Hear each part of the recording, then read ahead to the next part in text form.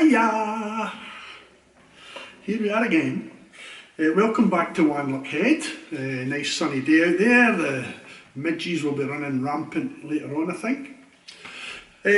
So it's Wednesday and it's time to stick another song onto the net that is rarely, if ever, played at gigs. Now, some songs aren't played because they just don't fit into what I'm doing, some because I don't think they're good enough, some because, although I like the song, it goes down like a lead brick at gigs, and some like this because they're a wee bit on the long side. And it's not so much that the song's on the long side, it's not a big long song, but you need to explain it. So I will now do so. This song is called the Ballad of Dora, Noyce. And Dora was a well-known brothel keeper in Edinburgh. And we're not in, she died in the late 70s, we're not going back that far. But she had a brothel in a place called Danube Street in Edinburgh, which is a very posh part of the town. It's in the new town, which is some place. And she talked about her gals. She had a wee group of people who, a group of women who worked for her, and referred to them as her gals. Very Miss Jean Brodie-ish. And any time she was up in court, and she was up in court about 40 odd times, I believe, she always wore a twin suit and pearls and looked the part, looked the part.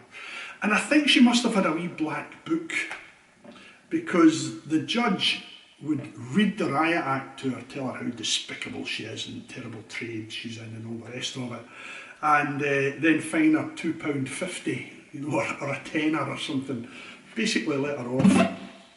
And in fact, one of the judges said to her once, you know, Mrs. Noyce, what you're doing is not only illegal, it is a sin.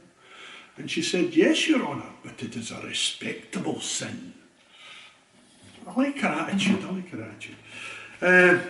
and like most people who screw folk for a living, she was an ardent supporter of the Tory party. She was right into the Conservative Party, and she would turn up at their fundraising events and so on, which really embarrassed them, but again, they wouldn't complain about it. And she would stick their campaign posters up in her brothel windows. I'm beginning to like her more and more. She was some lady. So yeah, she was fined 40 odd times, and she talked about her gals, and I like that about her, me and my gals. The couple of things referred to in the song, one is the US fleet camping at her door, and that was the USS Robert F. Kennedy or something like that. I understand it was an aircraft carrier which visited Leith, and the captain had to declare Danube Street out of bounds because the sailors were lined up round the block.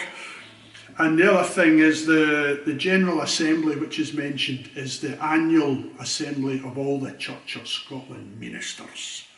Fire and brimstone guys. And where they get together, talk about God and decide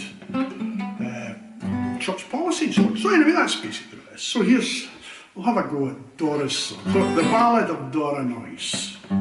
True story, true story.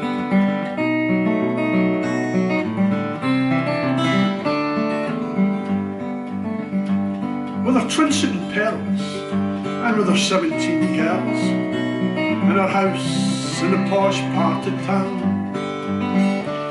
Well, Dora was a lady, respectably shady, a lady of no small renown, a real businesswoman whose business was booming. She catered for all sorts of needs, of the humpety sort, and I have to report, her girls did not earn their keep on their feet. They did pretty well, she and her girls, even when bouncy trading was tight. And the money was sweet when the whole US fleet disembarked at her door for the night. And money was made as her girls plied their trade when festival time came around.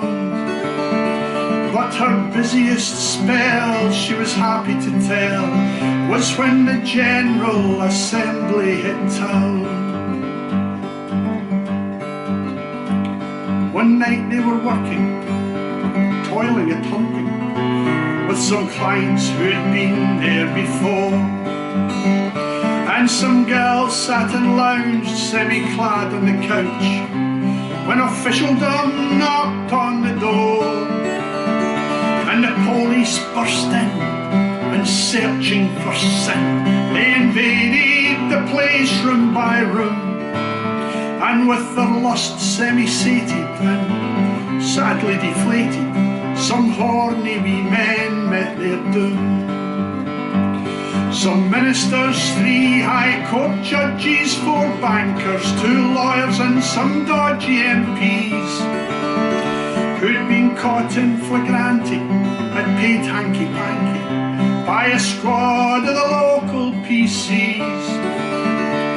Lined up on the landing, these men of fine standing, who were always so correct and discreet, well, bare-arsed and shamefaced, they now stood in disgrace, with their bits pointing down at their feet. They were hauled off to jail, but needless to say, they were slapped on the wrist and let go. But poor Dora was done for providing their fun in the confines of a Danube Street home. So in her twin suit and pearls, she was hauled off to jail. Once again she appeared in the court, charged with being salaciously and quite outrageously a woman of the decadent sort. The judge said, "Mrs. Noyce, you have always a choice to give up this life that you lead. So I'll hand down this fine for the 40th time, 'cause you're a wicked wee woman indeed. This proud ancient city will offer no pity to exponents of the rumpety trade, and it will have no truck with women who feel they can prey on poor men in this way. You charm and beguile them, then deviously smile them into paying for their sordid wee needs. So be on your way, and by the way, I'll be back round at your place Monday week."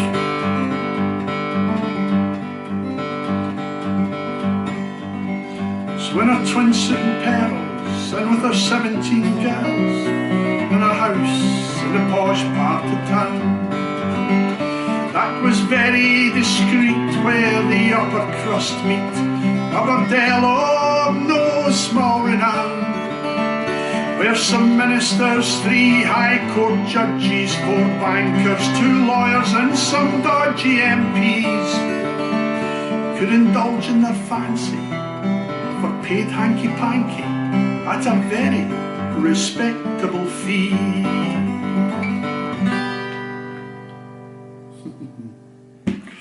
So there you go. All true, it's all true. Yeah, it also shows the hypocrisy of the whole thing as well. But anyway, I hope I haven't polluted your innocent wee ears too much with that vile vulgarity. But thanks again for listening, and we'll welcome you back to Wanlockhead next week, I should imagine. And yeah, it looks as though things are beginning to calm down a wee bit virus-wise, but we'll see, we'll see. So thanks again, bye-bye from Senga and me,